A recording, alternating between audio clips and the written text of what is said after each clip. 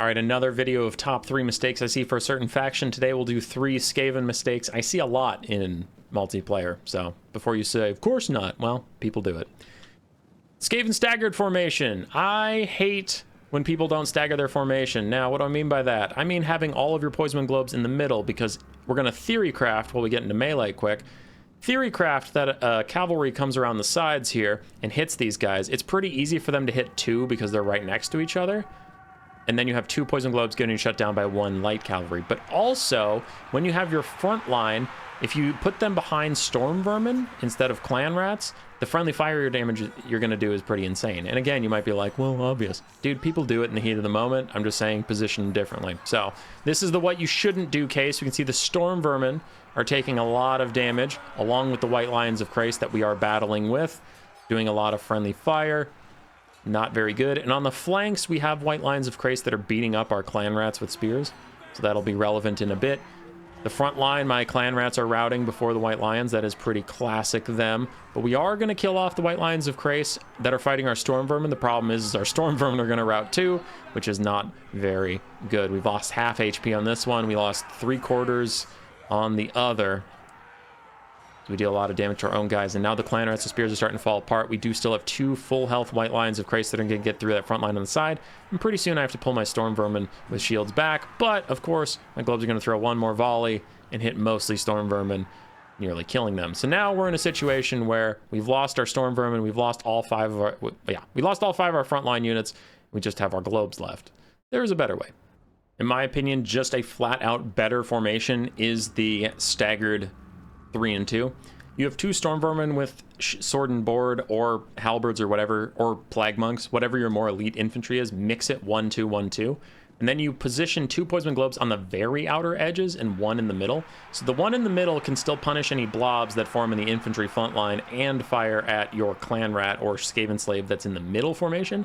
Your 2 storm vermin or plague monks or whatever more elite infantry hang out on the flanks, and now all of a sudden you aren't going to fire over their heads. You're not going to do nearly as much friendly fire. And in theory, if cavalry is coming around the side, it can only disrupt 1 poison globe. It can't bleed into 2 because they're way more spread out. This one could then turn and fire at whatever is harassing this guy. Now you'll see with our poison globes overlapping fire on the cheaper units, we are still going to lose our 3 clan rats, but the storm vermin are still very healthy and holding, and the white lions of Christ have still taken a lot of damage. Like that one's going to rout before it even gets our poison globes over here. The other one's fighting Tretch and going to rout pretty soon too.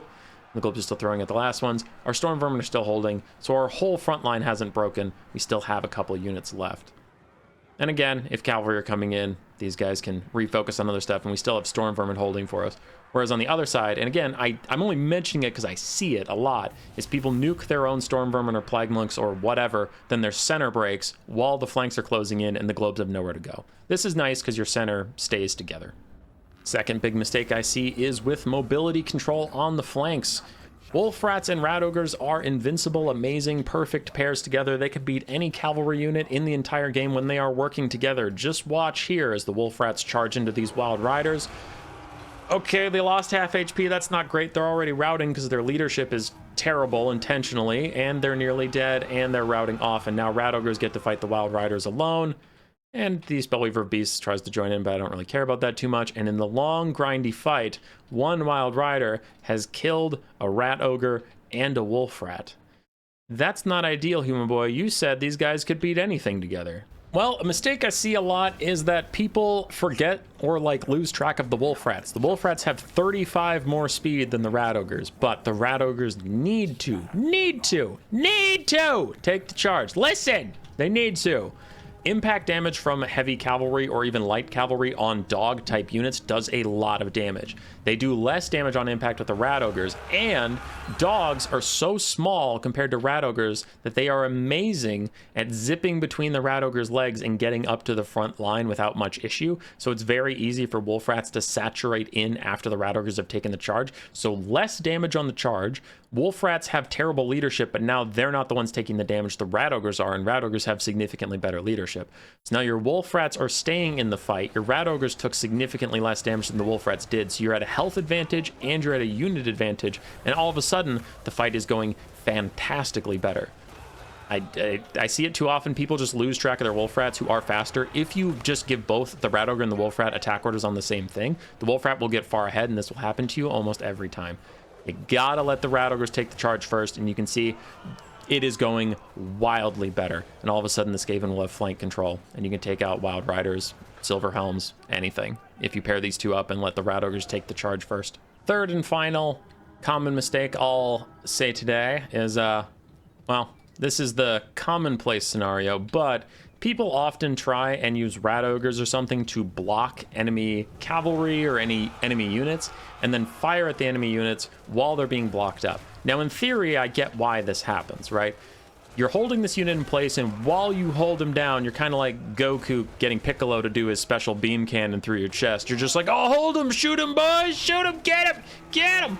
But rattling guns in this case, poison globes in other cases, Jezzails in other cases, you'll either get obstructed or you'll friendly fire your own units so much that really you don't get that much damage out. You can see the Wild Riders beat the Rat Ogres, and now they are going to sprint into the Rattling Guns, and while they take a lot of damage, they will get there, and they will eventually beat these Rattling Guns into the dust. So one Wild Rider beat a Rat Ogre and a Rattling Gun this way, but there is a better way. You loading in, you might immediately see a problem, and you say, wait a second, did you just do one Rattling Gun, one Rat Ogre? Now there's two Rattling Guns, two Rat Ogres? That don't fly. That don't fly, monsieur. Well, I'm trying to get a point across, and getting the AI, and just get another player. Do you know how long and annoying that is? It's fine. It's fine. Now, we could have done the same example with one Rat Ogre, one Rattling Gun, one Rat Ogre, one Rattling Gun. The result would be the same if the AI did exactly what they're supposed to. But in a real game, what is more beneficial is to split your focus. Now, it is better to send melee units. Now, let's pretend this is a real battle, right? Real battle.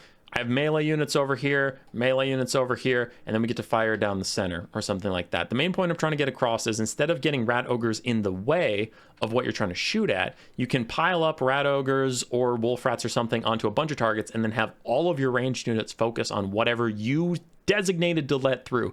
Pick a target and intentionally let it through and focus all or at least a significant part of your ranged on it and let your blockers do the blocking. So the blockers are going to hold off this guy, right? And then all of your range damage will take out this other one, allowing all of your damage through and allowing your blockers not to be shot in the back by their own troops. So we have two Rattling Guns, and this one's even firing up a hill, so he's not even getting the best shots. So that actually is hurting my case, but still, we can see already the Wild Riders has taken half HP. The Rat Ogres are busy over here, not getting shot in the back, and they're getting a 2v1, and the Rattling Guns almost kill the entire Wild Rider. Now, that is about as much damage as the Wild Rider that reached them last time had, and that Wild Rider killed an entire Rat Ogre in the meantime. The ranged units, especially the Skaven, can get so much damage out that it's sometimes not worth it to even get in their way. It's more worth it to buy them space to do their work by being elsewhere, by fighting the stuff that would disrupt them from doing their job, not by fighting everything and having them shoot what's already in melee. So Rattling Guns, Poison Globes, all this stuff is better at defending itself as long as you get them 3v1 or 4v1 or 2v1, I guess, situations, right? So if you hold off, if there's 5 Glade Riders and a Wild Rider, and you have 4 Rat Ogres, you can have 1 Rat Ogre go after each Glade Rider, and then have like 2 globes focus on the Wild Rider, 1 globe and a Rattling Gun focus on the Glade Rider or something like that. But just getting out of your own way is so much better. Now look at this. Look at this trade. I know it's 2v2 instead of 1v1 or whatever, but your Rat Ogres are full HP. Your Rattling Guns are pretty much full HP, and the Wild Riders are all dead because the amount of friendly fire you're cutting out of the equation is massive.